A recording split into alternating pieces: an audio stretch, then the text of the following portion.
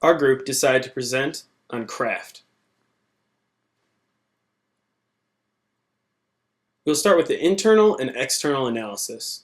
The purpose of this is by examining and understanding the factors that can be controlled and not controlled, we can position Kraft into a profitable position for the future.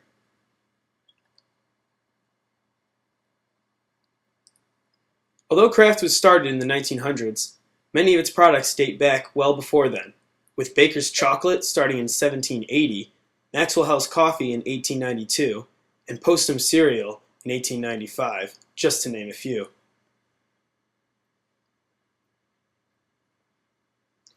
In 1903, Kraft began its wholesale cheese business in Chicago, Illinois. In 1914, it opened its first plant and began manufacturing its own cheese. In 1988, Philip Morris purchased Kraft for $12.9 billion, and in the following year, General Foods and Kraft merged to become Kraft General Foods. In 1990, Kraft General Foods International acquired Jacobs Suckered AG for $4.22 billion, including such brands as Toblerone, Milka, and Jacobs Coffee. Then in 1993, Kraft acquired Fria Marabou, and in 2000, Philip Morris acquired Nabisco Holdings for $19.2 billion. In 2005, Kraft partnered with Dr. Arthur Augustin to form the South Beach Diet and rolled out a series of diet products. In 2007, Kraft first traded as an independent company, and then in 2010, Kraft acquired Cadbury and also sold off its pizza business to Nestle. Looking at its financials, Kraft has been on the increase, finishing the 2010 year with $49.2 billion. In 2010, also Kraft had a dividend per share of $1.16. Looking at Kraft's business abroad, more than half of Kraft's business is outside North America. North America accounts for just under 50%, Europe 23%, and the developing markets 28%. Snacks now make up half of Kraft's portfolio, with confectionery snacks making up 28%, biscuits 22%, beverages 18%, cheese 14%, convenient meals 10%, and grocery items 8%. Putting that in net revenues in terms of billions of dollars, confectionery comes out to 13.7, biscuits 10.8, beverages 8.8, cheese 7, convenient meals 5, and grocery $4 billion. I'll now give you a brief moment to look over this timeline of Kraft's history and some of its products that it offers today. We will now continue with the SWOT analysis of Kraft, which includes its strengths, weaknesses, opportunities, and threats. Some of its strengths include the fact that it owns 48% of the North American food market and 24% of Europe. This makes it the second largest food company in the world. 55% of its sales are through groceries, and also has iconic heritage brands, which are recognizable in the marketplace. Some of its weaknesses include the tariffs that it must pay on its products, the uncertainty of commodity prices, and the fact that it relies on acquisitions instead of launching new brands of its own. We'll now look at the external analysis, which includes opportunities and threats. Some of the opportunities come in organic foods as well as healthy choice foods, which are growing in popularity, and it could increase brand value of some of its smaller, lesser-known brands, as well as look into nanotechnology. Some of its threats include private label brands, lazy consumers who prefer to eat out, and the number one food company, which is Nestle, and its largest competitor. Kraft Foods has a very wide range of products, so segmentation takes product-related approaches.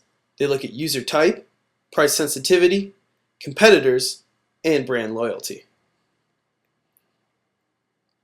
Kraft defines the market in four main categories: snacks and cereal, beverages, cheese, and convenient meals. Some of its competition, as mentioned, includes Nestle, as well as Heinz, Frito-Lay, Unilever, and Kellogg's. Some strategic uncertainties that Kraft faces is, will a major firm enter the marketplace?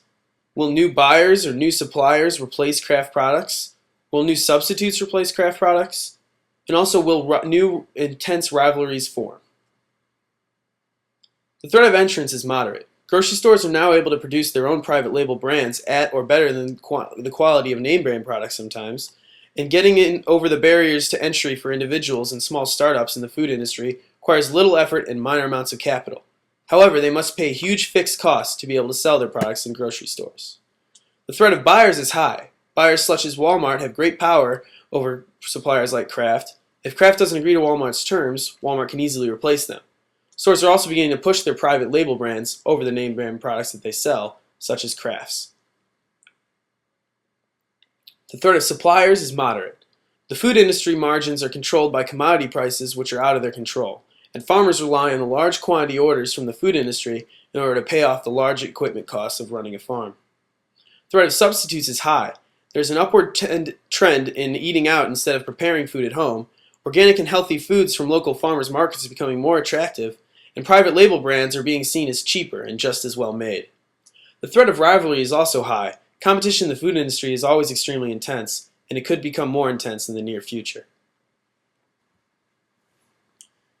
To determine their customers' motivation, Kraft defined customer satisfaction as feeling good about the food customers purchase to feed their families, having simple everyday food options at the ready, and creating an experience that gives consumers a quick and easy way to use their favorite Kraft products that their family loves and enjoys.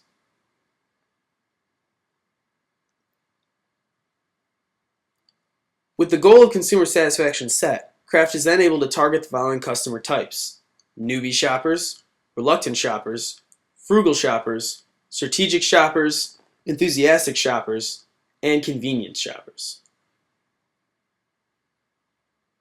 After research, Kraft discovered that 70% of consumers work through lunch or take less than 10 minutes to eat. These consumers don't want to go out but would still like to eat a hot lunch. So Kraft is doing more research into this to appeal to this target market and capture this unmet need. Another unmet need is consumers who are heading to a more health-conscious direction. Kraft is doing research into making their current products healthier to target this market. In terms of long-term profitability, big corporations are hard to increase sales as a percentage. It's much harder for an organization like Kraft to increase their sales versus a smaller firm. Additional acquisitions into new and emerging markets could help Kraft, but they must also maintain homegrown brand names. Kraft can also lower input costs through cost-cutting techniques in order to maintain long-term profitability. 3 things to look for in the next year. Due to the Starbucks fallout, Kraft has an ability to grow packaged coffee business for those who wish to not spend as much money on coffee. They recently acquired Cadbury, and they must maintain profitability in this brand by lowering overhead costs. They must also look at inflation of food prices. Raw inputs are expected to increase by 2 to 3%, as well as an increase in population and an increase in demand. Kraft must look into all these. Kraft's top shareholder at 9.4% is Warren Buffett. Warren Buffett openly attacked the CEO for underselling the pizza business to Nestle and overpaying for Cadbury. He believes these to be unprofitable, mainly due to the tax and regulatory costs associated with this purchase and this sell. In conclusion, with the combination of internal and external analysis, Kraft is working hard at staying profitable and prosperous as they head into the future.